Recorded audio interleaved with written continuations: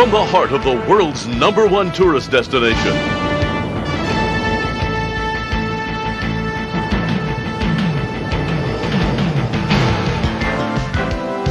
And our training facilities in Kissimmee, Florida.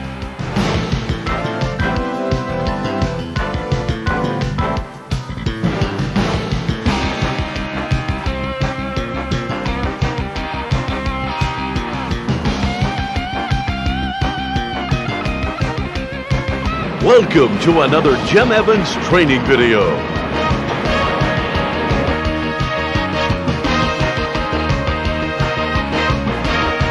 Hi, I'm Jim Evans. Welcome to our video training program. In the next few minutes, I'm going to share with you some very important principles of umpiring. I will provide you with the information I know will make you a better umpire.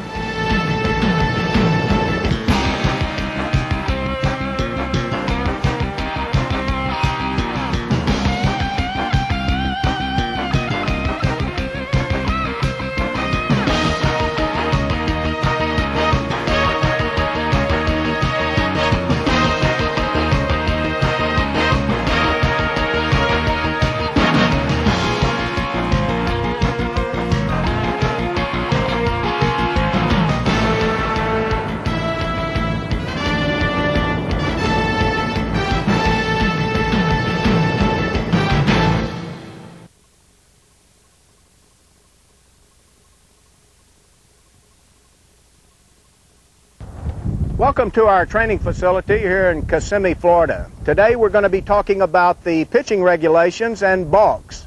But before we get into the rule book, let me show you what a pitcher normally is going to do before the game starts.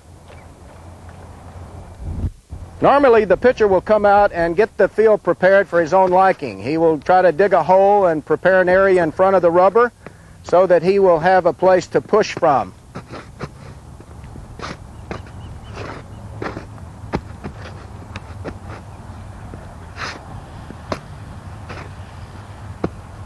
And then he'll probably test the landing area once he has that hole dug.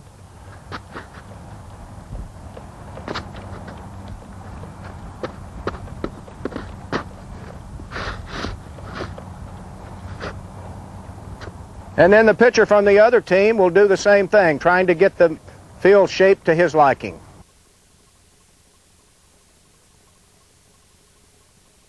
In professional baseball, the pitchers must take their signs from the catcher while they are engaged with the rubber.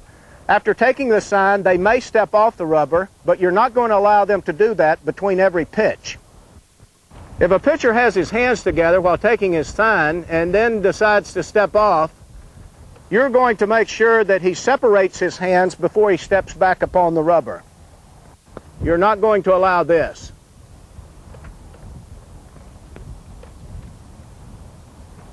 He must separate those hands before he re-engages the rubber. Now from the set position, the pitcher takes his sign with the pivot foot properly engaged on the rubber. To disengage, he must step back off the rubber with his pivot foot, separating his hands before stepping back onto the rubber. Professional rules also stipulate that when working from the set position, the pitcher must have one hand behind his back or at his side prior to bringing his hands together and stopping.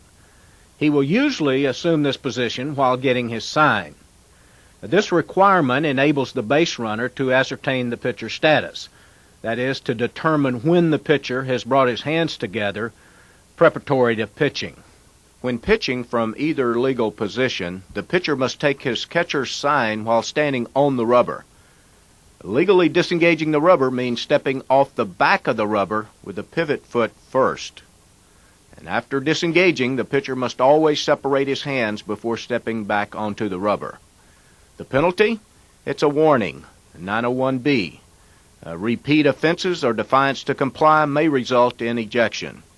Now with a runner on base, moving the free foot back before disengaging the pivot foot is a balk. Under some amateur rules, a ball or a balk may be called for failure to take the sign from the rubber. This is something you'll need to check with your local association.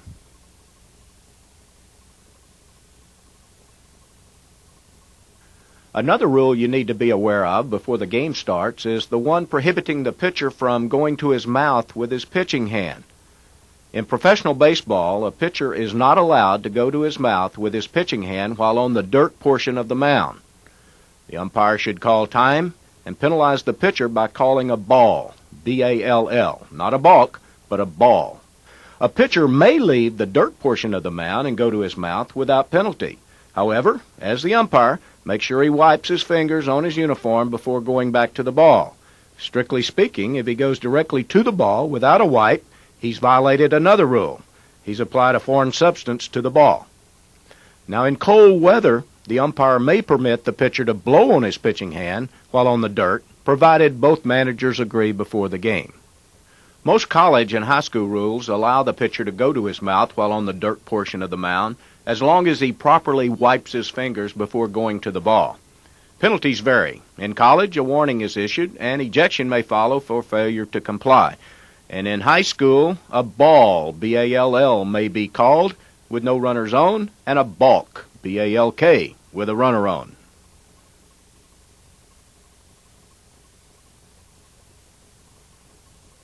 There are two legal pitching positions, the wind-up and the set. The position of the pitcher's feet will determine which pitching position is being used. Let's take a closer look at those feet positions in the wind-up. Here you can see that both the right-hander's pivot foot and his free foot are on the rubber. Both feet are legally positioned. Here, our right-hander has positioned his free foot in front of the rubber. This is a legal starting position for the pitcher's free foot. And in this demonstration, he has his free foot positioned behind the rubber. These are all legal feet positions for pitching from the wind-up. Naturally, the pivot foot and the free foot are reversed for the left-hander. Now let's discuss some feet positions that raise a few more questions. Here is an illegal pivot foot position. The pitcher's foot is touching the rubber, but clearly off the end. Other pivot foot positions are not so clear-cut. At the major league level, umpires allow pitchers to position their pivot foot partly off the rubber. As long as half his foot is on or touching the rubber, he's considered legal. Now, in other professional and many amateur leagues, a stricter interpretation is enforced, and no part of the pivot foot may extend beyond the rubber on either end. Under these rules, these would all be illegal starting positions.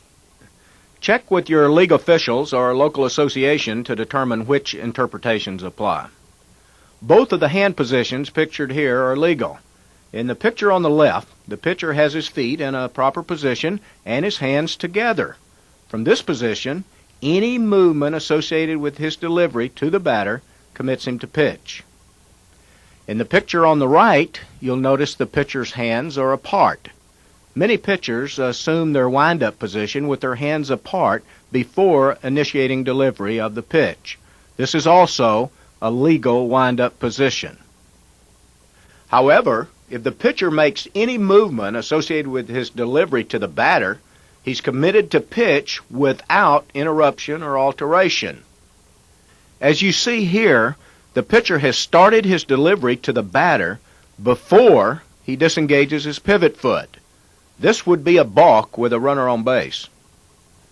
Another question I get from both amateurs and professionals is this: does the action of the pitcher bringing his hands together initiate the delivery to the batter? And the answer is no, it doesn't. As long as there's no other movement associated with the pitcher's delivery to the batter, this act alone is not considered the start of the pitcher's delivery. Well, then, how do pitchers initiate their delivery to the batter? Most pitchers will start their hands and lower body into motion simultaneously. Let's take a closer look at the lower body. As the rule book stipulates, the pitcher may take one step backward and one step forward.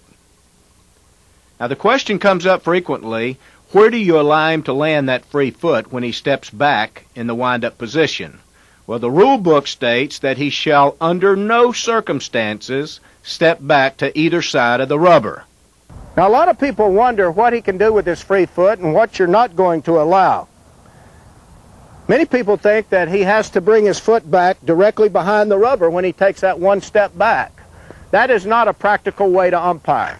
Most of your pitchers at the professional level are going to take that foot off the end of the rubber somehow. What the rule is specifying, I believe, and in the way I interpret it, is you're not going to allow him to go directly toward a base. That would be the same move that he would use to try to pick a runner off base.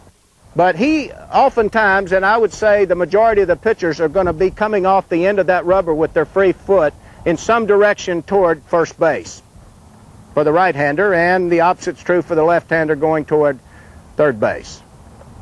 Now that we understand the legal feet and hand positions for the windup, what are we going to allow the pitcher to do from these starting positions?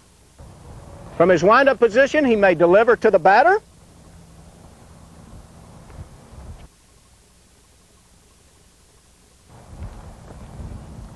He may step and throw to a base.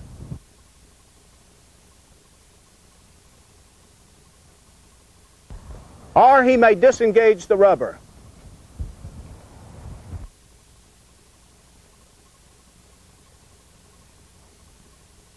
If he disengages the rubber with his pivot foot properly, you will not allow him to step back upon the rubber without separating his hands.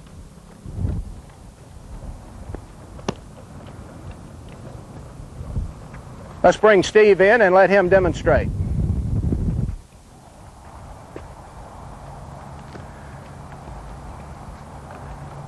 From the wind-up position, he initiated delivery to the plate. He delivered the pitch. In this case, he stepped and threw to a base for the purpose of making a play. From the wind-up position, he stepped off the rubber properly with his pivot foot first, separated his hands, and now legally stepped back up on the rubber. The pitcher may take any of these three actions from the windup when his hands are either together or apart. Under high school rules in many parts of the country, a pitcher may not attempt a pickoff from the windup position. He must disengage the rubber properly before attempting or feigning a pickoff from the wind-up stance. Now, under pro rules, the pitcher may step and throw to any base for the purpose of making a play. He may feign a throw to any base also, except first base. But if he does so, he must legally step first. Under pro rules, no arm motion is required when the pitcher feints a runner back to his base.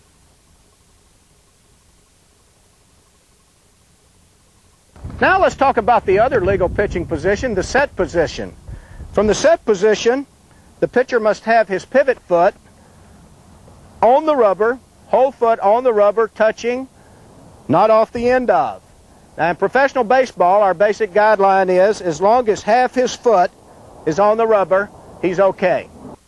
Now in many leagues, umpires are being asked to enforce the rule more strictly. In that case, these would be illegal pivot foot positions for the right-hander.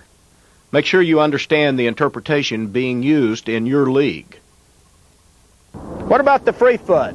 The free foot must be in front of the rubber. There is no other foot position that's legal for the free foot if he's pitching from the set position. From this position, he may bring his hands together and assume the set position. But he must bring his hands together before delivering the ball to the batter. From this position, he cannot go from here to there. However, he could step from here to there and attempt to pick off. But from this position, he has not completed his requirements for the set position yet. He must bring his hands together and come to a complete stop before he delivers the ball to the batter. Now, he may opt to take a preliminary motion known as the stretch. That's strictly his option. He doesn't have to do that. He can simply do this. He may do this. He doesn't have to move his free foot at all in this motion. But he must come to a stop before he delivers the ball to the batter. Here you can see that the pitcher has assumed a legal feet position for pitching from the set. His pivot foot is in front of and touching the rubber and not extending past the end. His free foot is legally positioned in front. He has taken his sign with his hand behind his back, and from this preliminary position, he must bring his hands together and stop before delivering to the batter. After coming to his complete stop, he has three options. One, he may deliver the pitch to the batter. Two, he may step and throw to a base. Or three, he may legally disengage the rubber by stepping backward with his pivot foot first.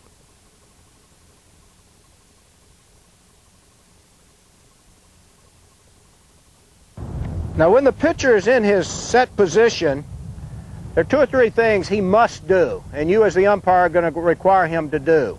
One is that he must come to a complete stop. He must come to a complete stop. And how do we define a complete stop? In professional game, it's not a change of direction. If it were a change of direction, that's a change and that's a change. That's two changes of direction. So that's not the definition we're going to use in professional baseball for defining a stop. What I'd like to see you enforce is him reaching the bottom of his preliminary motion, the stretch, before the lower body starts up. Let's see if we can demonstrate it here sort of in slow motion. I've reached the top, I'm coming down, I'm going down, down, down, down, and now the lower body, the free foot starts up. If I were to start the lower body up before I reach the bottom of my stretch, that would not be considered a stop. Let's bring Steve in and let him demonstrate. Here the pitcher is positioning his feet in the proper set position. The pivot foot is on the rubber, and his free foot is in front. He takes his sign with his pitching arm at his side. He stretches, and he brings his hands together for a complete stop. He lifts his free foot and initiates the pitch to the batter. That was definitely a complete stop, as you'll see in this replay. You'll notice he has stopped at his belt, and his free foot is still planted on the ground. And now you see the knees bend and the free foot starts up. Clearly a complete stop. He made a discernible stop in front of his body as the rule requires. How do we define the body? Well, in professional baseball, we define the body as head to toe.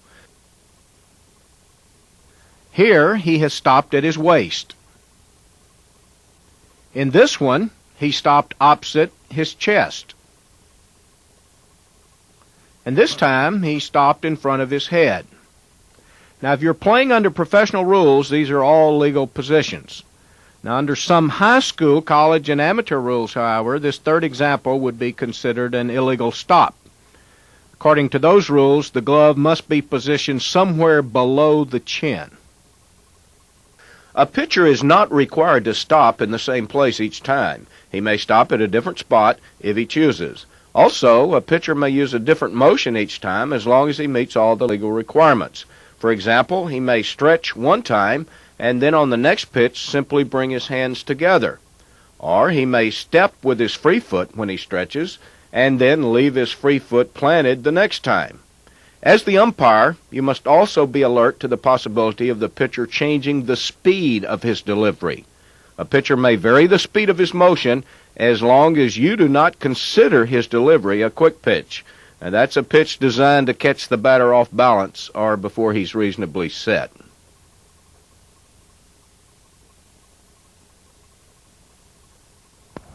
As the umpire, you must be closely watching the position of the pitcher's feet at all times. The award that may be imminent is based upon whether this pitcher threw from the rubber or with his pivot foot off the rubber. Let me give you a little example. If I were to throw the ball away at first base from this position, that would be a one-base award because I threw the ball from the rubber. Now what's the difference in my feet position on this throw?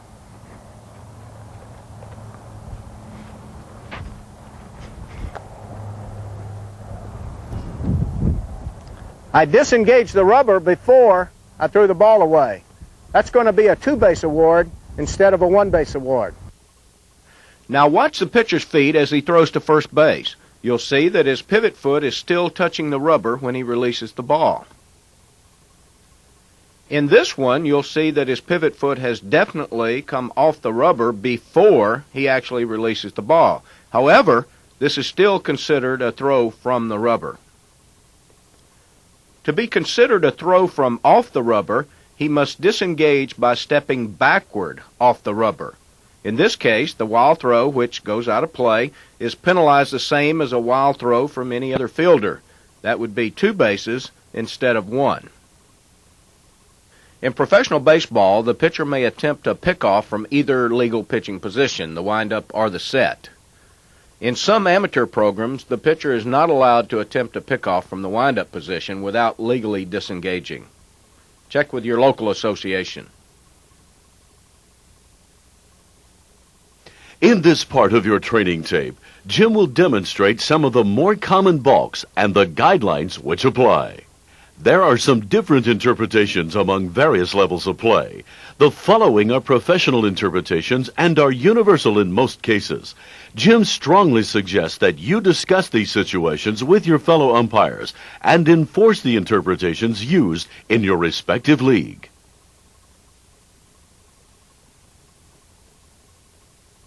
Now let's take a look at a few actions which would clearly be considered deceptive. The pitcher has leaned forward toward home plate before initiating his throw to first base. This is motion that's associated with the pitch, but failure to deliver. Definitely a balk. Now here the pitcher has actually started his motion to the batter before he decides to step off with his pivot foot. He was surprised by the runner on third, and he failed to deliver the pitch after starting his motion home. In this demonstration, the pitcher has started his preliminary motion, the stretch, when he decides to back off the rubber. This is completely legal, since he has not initiated delivery to the batter. Here, the pitcher flexed or buckled his knee before initiating delivery, a very deceptive motion that would feint the runner back to first. Now you're going to see the pitcher's knees bend anytime he throws to first or when he delivers the ball to the batter. In this case, he has legally bent his knees in his throw to first base. In this example from the windup position, the pitcher initiates the pitch by bringing his free foot back. He then disengages with his pivot foot. This is a balk, since he started his delivery before he stepped off. To legally disengage, he must step off the back of the rubber with his pivot foot before he moves his free foot. This would be a legal move. Sometimes the pitcher's action will be much more subtle. Notice the heel of the pitcher's free foot. He has it raised in the air. He drops his heel and then steps off with his pivot foot. Dropping that heel committed him to pitch. Since he failed to deliver to the batter, he has balked. To legally disengage, he must step off with his pivot foot before he drops the heel. This would be a legal disengagement. Let's look at this situation from another angle. The pitcher's left heel is raised. He lowers it, initiating the pitch, before he backs off with his pivot foot. That's a balk. Now in this example, he initiates the pitch by dropping his heel, then continues his delivery to the batter. This is a legal pitch. And in this demonstration, the pitcher wisely disengages his pivot foot before dropping his heel. This would be a legal action. Now another motion that's normally associated with the pitcher's delivery to the batter is his swinging his free foot behind the back plane of the rubber. In this case, you see Steve's foot is behind the rubber. He has limited now what he can do, because this is the motion that he uses to deliver the pitch to the batter. He may go ahead and deliver to the batter, or his other option is to continue turning and throw to second base for the purpose of making a play. From this position, he cannot throw to third base because he has broken the plane of the rubber. There are only two places he can throw: home plate and second base. Now the same rule applies to the left-hander. Once he breaks the back plane of the rubber with his free foot, like Steve has done here, he has limited what he can do from this point.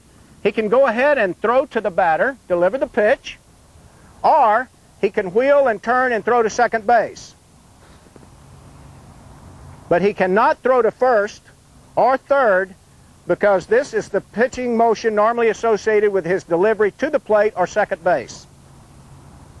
The left-hander has a definite advantage in holding runners close at first base.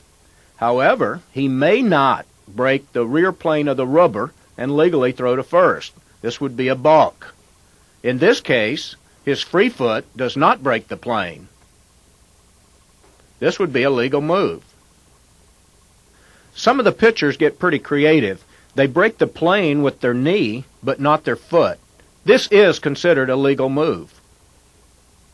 As we have already discussed, there are rules that apply to the pitcher's moves to first base that do not apply at any other base.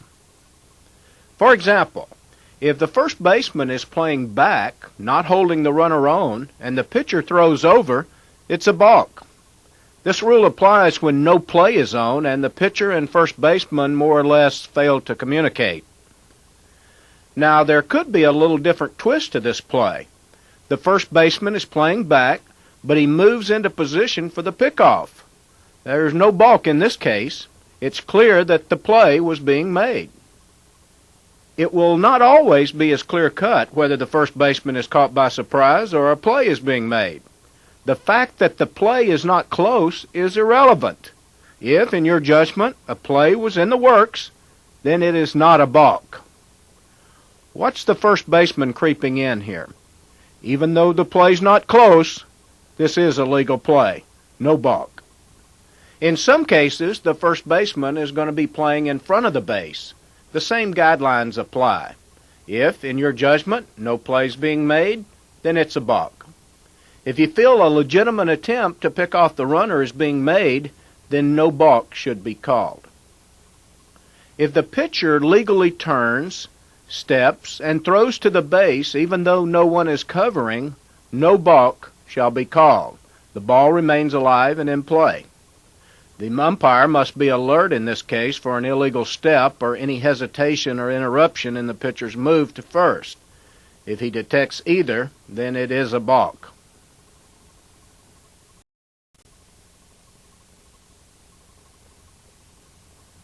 Give you another example of what we're not going to allow the pitcher to do. From his set position, or wind-up position for that matter, we are not going to allow him to feint a throw to first base. However, we will allow him to feint to any other base. He can fake a throw to third. He can fake a throw to second. But we will not allow him to fake a throw to first base. That would be a balk. The pitcher is properly engaged. He comes to a legal stop and then steps to throw to first. However, he fails to throw the ball. This is considered a feint or a fake. This is not legal. This would be a balk. Now, if the pitcher disengages the rubber before starting his motion to first, no balk shall be called. It's very important that the umpire always knows the position of the pitcher's pivot foot. Any action that initiates movement to first without a throw being made is considered illegal. In this case, the shoulder movement is an illegal feint. Here, the pitcher makes a legal step toward third but does not complete a throw. This is not a balk, provided there is a runner on or advancing to third. In this one, he feints a throw to second. This is not a balk, provided there is a runner on or advancing to second. In feinting a runner back to either third or second, arm motion is not required. These are both legal feints.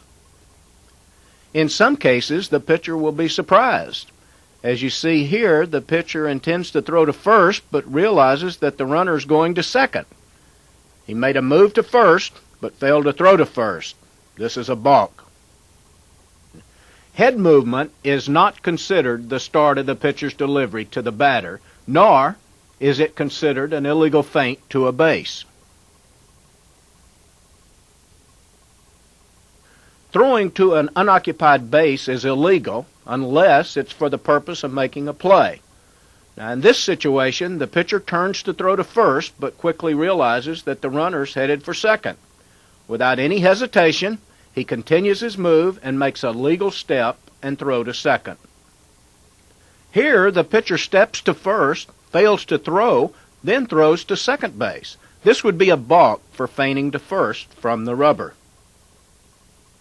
When the defensive team makes an appeal on a runner for missing a base or leaving one too soon, they will often throw to an unoccupied base from the rubber. This shall not be ruled a balk, since it is for the purpose of making a play. In this case, an appeal play. Pitchers are not required to complete a throw to second, even though they have initiated a throw there. Neither is it a balk if the pitcher throws when no one is covering the base. In these situations, the pitcher may throw to either the shortstop or the second baseman in their normal defensive positions without a balk being called. In these two moves, you'll see that the pitcher turns the opposite direction, counterclockwise. He turned toward first, en route to second. Both moves are legal. However, if he had hesitated or interrupted his turn in any way, it would have been a balk, since you cannot feint to first base. Now, many people believe that you cannot balk to second base. That is not true. Failure to step towards second when throwing or faking a throw is a balk. If the pitcher's free foot does not land behind the rubber when throwing or faking to second, he has balked. Now, arm motion is not required on a move to second, but a legal step is required.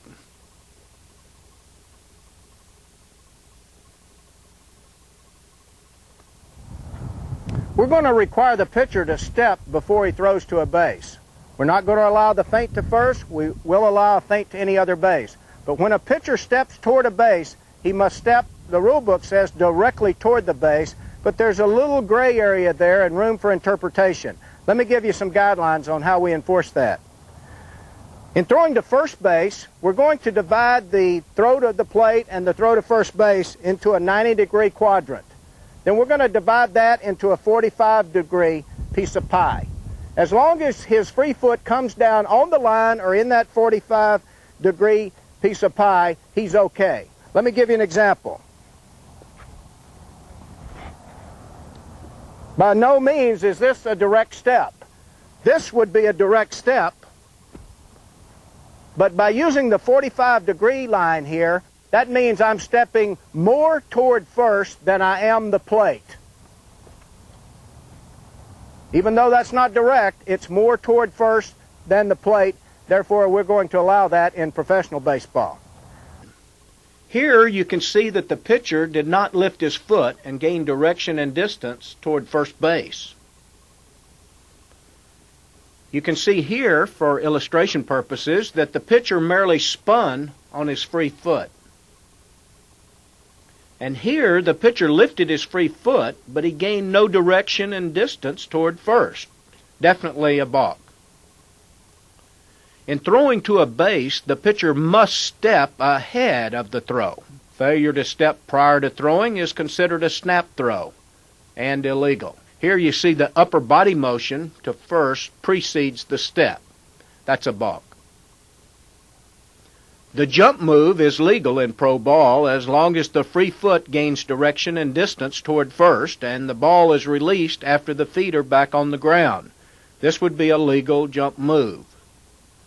This would be an illegal jump move. The free foot gained no distance toward first, and the ball was released while the feet were in the air. Now here's a move that has stirred up quite a bit of controversy over the years, but it is one that has been made legal in professional baseball.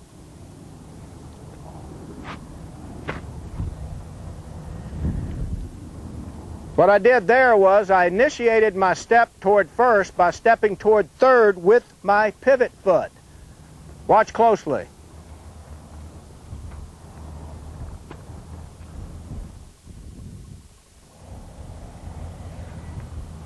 Many umpires still think this is a balk, should be ruled so, but in professional baseball, that has been legalized. That is a legal move. Let's bring Steve in and show you what it looks like. a little faster.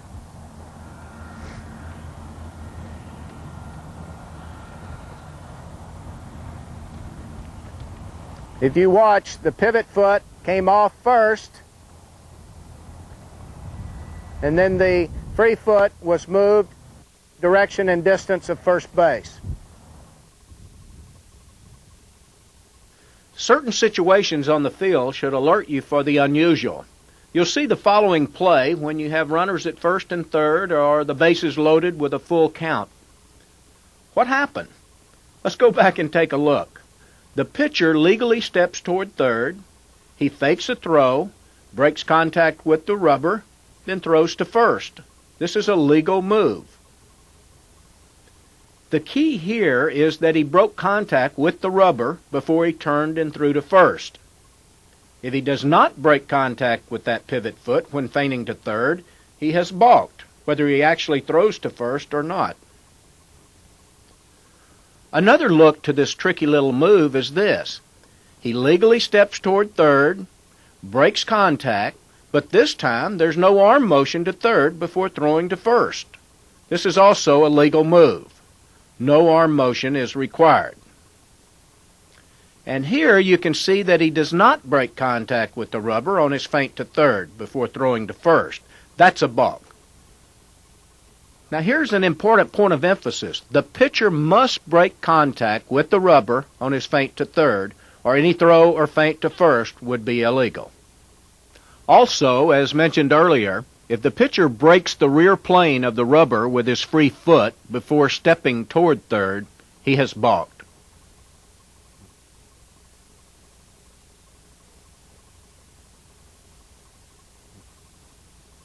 The pitcher is in the wind-up stance. He brings his hands together in front of his body. Distracted by the runner on third, he separates his hands. Since he did not disengage before the separation, this is a balk. Let's take a look at another balk. Later in the tape, I'll explain when we allow the pitcher to remove his hand from the ball without penalty. Here, the pitcher has legally disengaged before he separates his hands. And in this example, he is balked because he started his motion to the batter with his free foot before disengaging and separating his hands. Here, the pitcher has come to his complete stop and then separates his hands. This would be a balk from the set position. In this case, he separates his hands prior to stepping off the rubber. That's a balk. As the base umpire, it's important for you to know the status of the baseball at all times. If the batter's action causes the pitcher to balk, then the plate umpire shall call time and everybody starts over from scratch.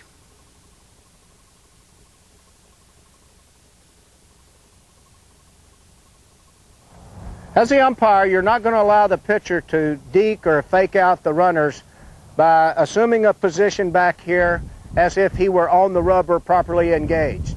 If he makes any motion normally associated with his delivery, for example, he does this and he's not on the rubber, or he is set and he's not on the rubber, then he has committed a balk. In making this call, you should be convinced that the pitcher's actions are to deliberately deceive the base runner. In professional baseball, we do allow the hidden ball trick, but there are certain guidelines that we use to enforce it. Number one, the pitcher cannot be on or astride the rubber without the ball in his possession. He can be on the dirt part of the mound, but he cannot be on or astride the rubber without the ball in his possession. For example, I have the ball in my possession.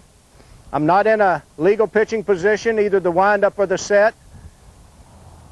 Now I'm properly going into my set position, or I'm going into my windup position. If I'm off the rubber and I do not have the ball in my hand, I've committed no balk up to this point. But once I put my foot on that rubber without the ball, I have balked with a runner on base. Or if I stand astride that rubber, I've just committed a balk. And players will use this, trying to deke out the runners for the purpose of the hidden ball trick. Many times the shortstop will still have the ball, and the pitcher will go up, and they're hoping that the runner will jump off the base and the shortstop will tag him. Well, the rule here to watch for is that position of the pitcher's feet and whether or not he has the ball in his possession. High school and college interpretations vary on this enforcement. Many amateur leagues consider it a violation if the pitcher is on the dirt when the hidden ball trick is being executed. Check with your local association on this one. Here's another example of the pitcher trying to deliberately deceive the runner. The first baseman has the ball, but the pitcher places the rosin bag in his glove to confuse the runner. Clearly an illegal attempt to deceive.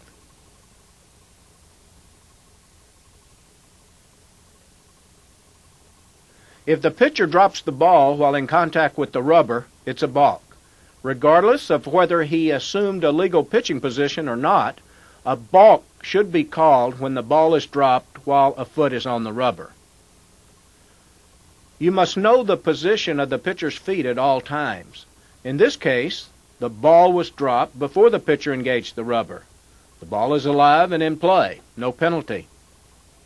And in this case, the pitcher has properly disengaged before he drops the ball, no penalty. Here, he's definitely still on the rubber when he drops the ball. This is a balk.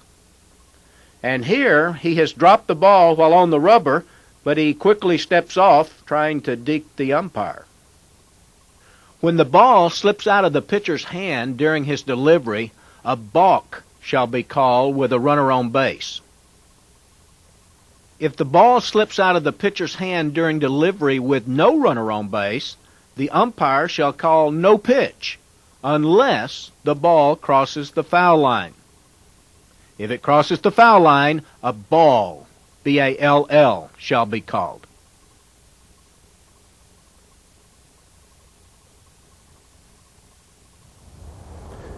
As the umpire, you are not going to allow the pitcher to take his hand off the ball once he's assumed one of the two legal pitching positions.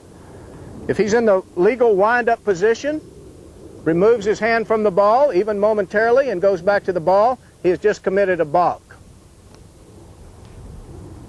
If he is in the legal set position, takes his hand off the ball, even momentarily, he has just committed a balk. Now the rule specifies that we're not going to allow the pitcher to take his hand off the ball. In professional baseball, we allow the pitcher to take his hand off momentarily to adjust the position of the ball in his glove. Let me give you an example. I'll turn this way. He brings his hand up like this and then adjusts the ball in his glove in a momentary nature, takes it off, then goes down, gets his sign, then goes to the ball, comes set. That's not a violation. That is not considered taking his hand off the ball to be penalized as a balk. I'll give you an example.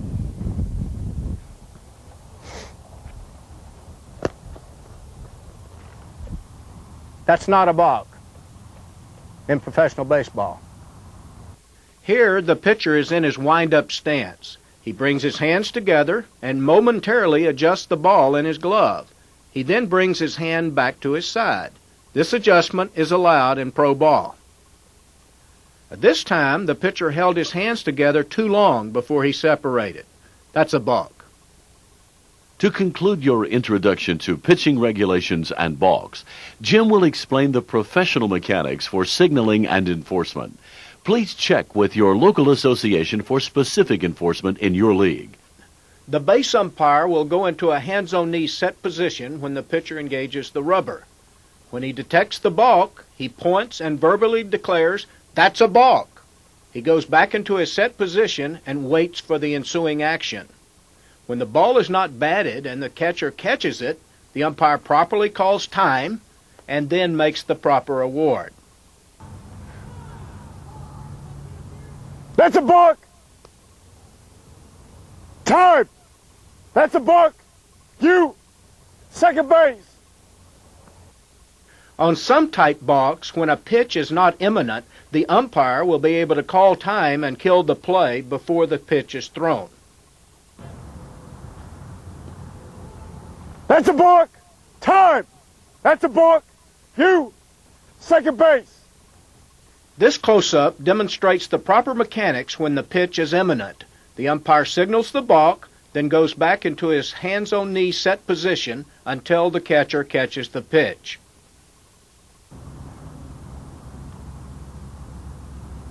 That's a balk! Time! That's a balk! You! Second base! In leagues where the ball is dead on all balks, the umpire should immediately call time by raising both hands above his head. In this demonstration, there's a pickoff attempt at first base. The umpire acknowledges the balk and positions himself for the play. When the ball is caught, the umpire enforces the balk.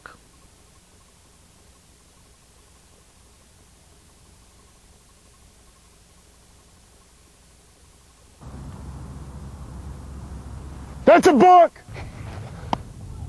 Time! That's a balk! You!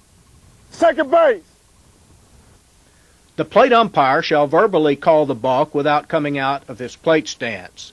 There will be certain type balks where both umpires will be able to kill the ball before a pitch is delivered. In the final section of this training video, you will be challenged to apply your learning. Jim wants you to determine whether or not the pitcher has balked, and if so, why. Good luck, and we hope you look for other Jim Evans training videos in the future.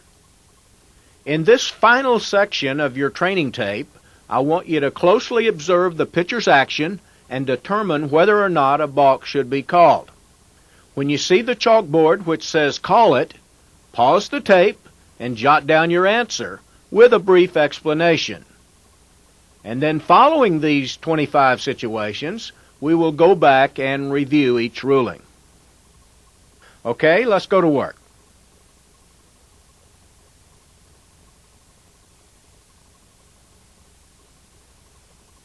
What do you think?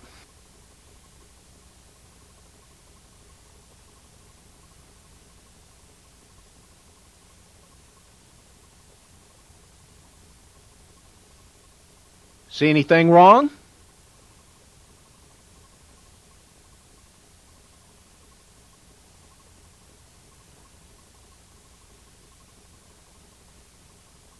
Are you going to let him do that?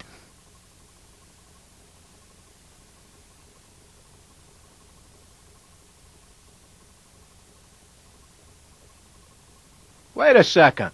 What happened?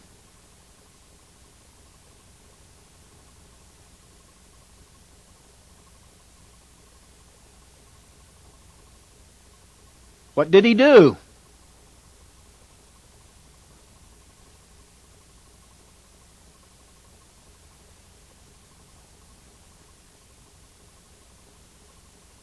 Whoa, that looks strange.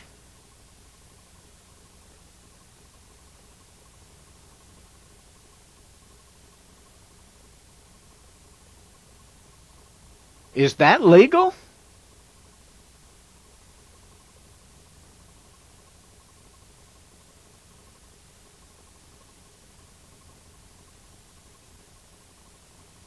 Hey, come on.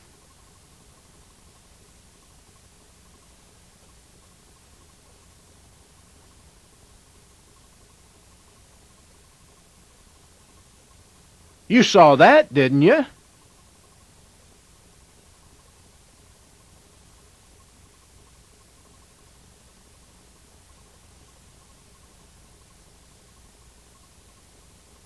Are you going to allow that?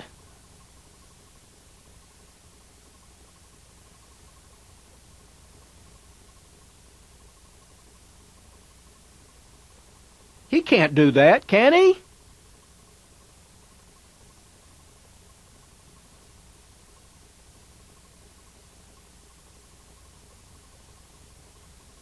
Hey, that's not fair to my base runner.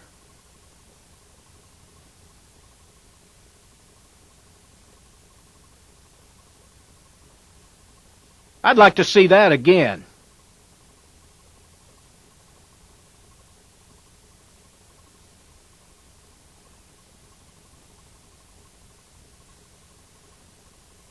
Isn't that an illegal feint to third?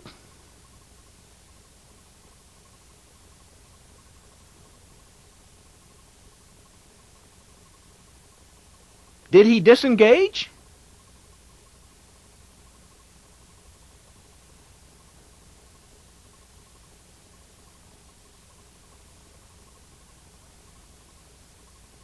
Are you going to let him get away with that?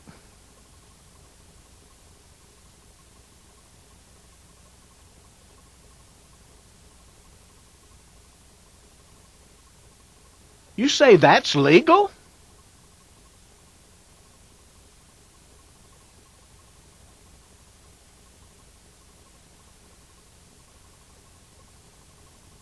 You may not legally feign a throw to first, right?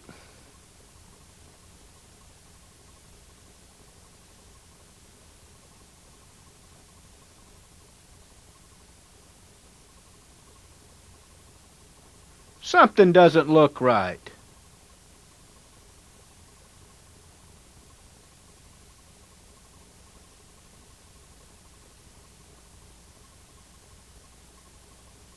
Did you see what I saw?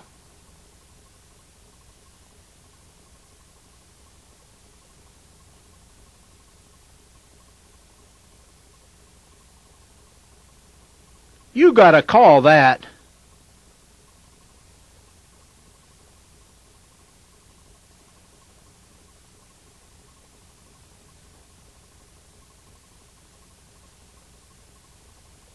Whoa, I'm not buying that.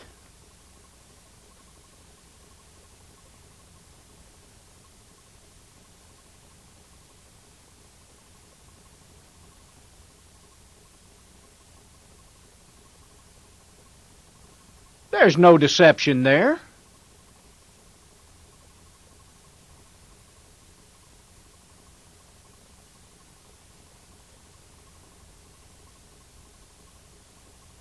Isn't that a ball to the batter?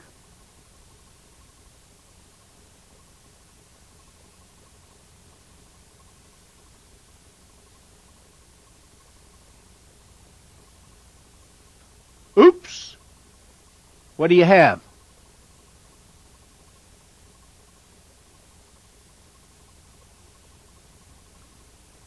Well, let's see how you did.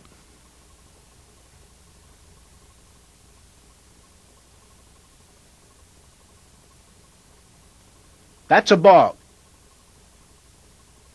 He started his pitching motion and failed to pitch.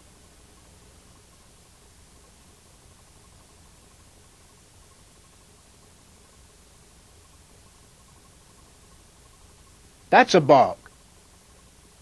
The right-handed pitcher broke the rear plane with his free foot and then threw to third.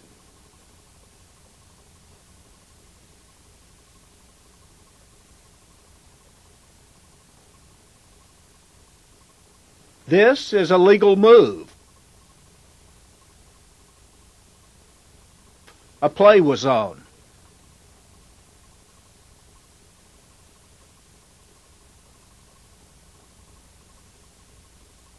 That's a balk. It's an illegal jump move. He threw while he was in the air and gained no direction and distance toward first.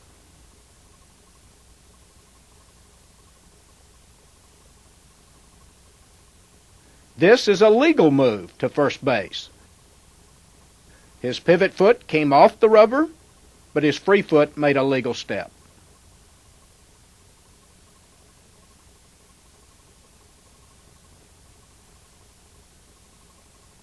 That's a balk. The pitcher illegally stepped with his free foot.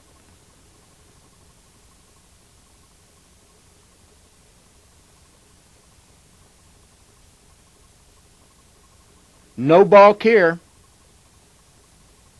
The pitcher kept his heel up as he properly disengaged before charging the runner.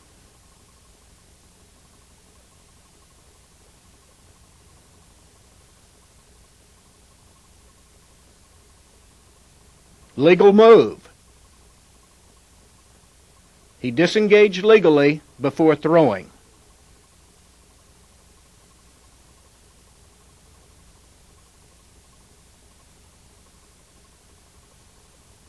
That's a balk. He initiated delivery to the batter and failed to deliver the pitch.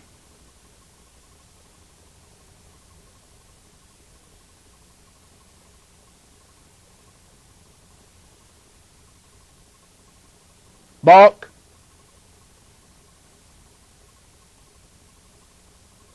He set twice.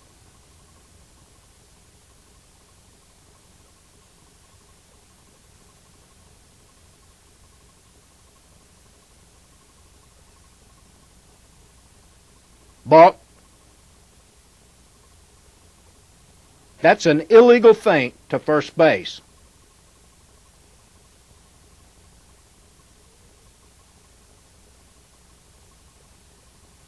That's a balk. His throw to first was preceded by an illegal shoulder turn.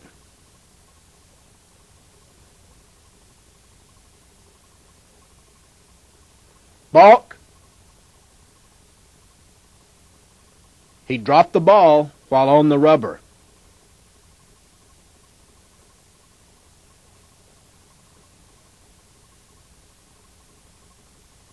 This is a legal third to first trick play. His pivot foot broke contact with the rubber before the step to first.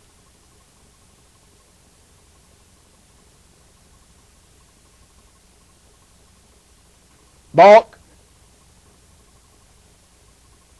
The pitcher stepped off after initiating to the batter.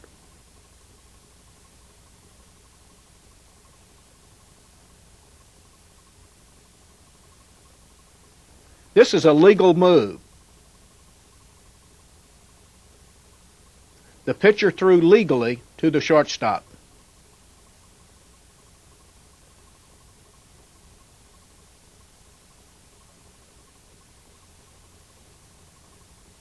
That's a balk.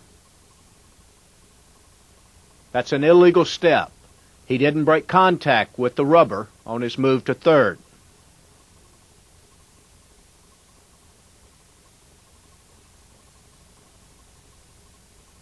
That's a legal move. He properly disengaged before faking to first.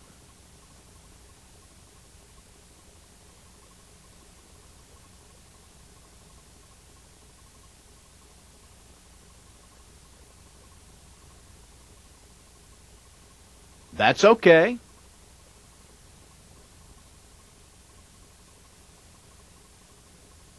That's a legal adjustment of the ball in the glove before coming set.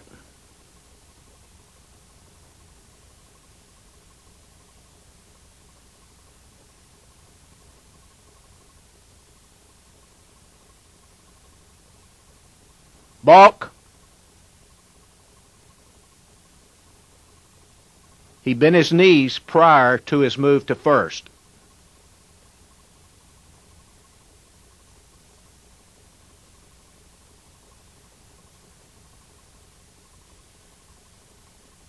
Balk.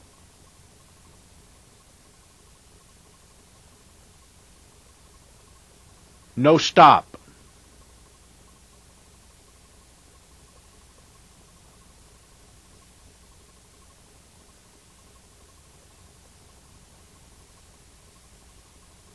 That's a balk.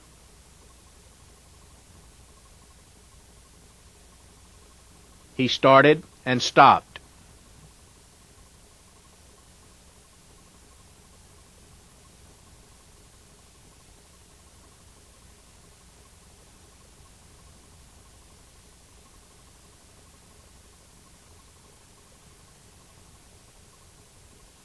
Balk.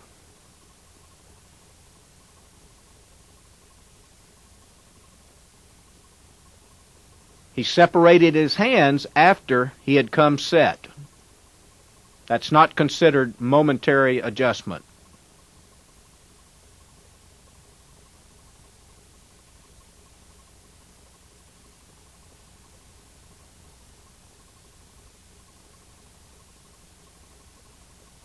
That's a balk.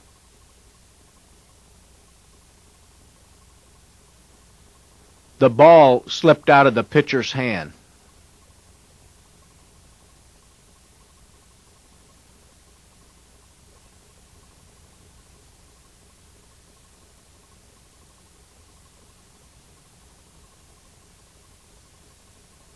That's a legal move.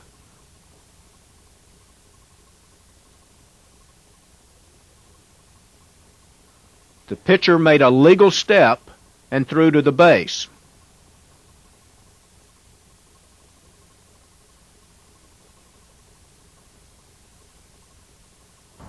Well, I hope you enjoyed this training video. You know, whether you're just starting out as an umpire or you're a seasoned Major League veteran, we all have a need for continuing education.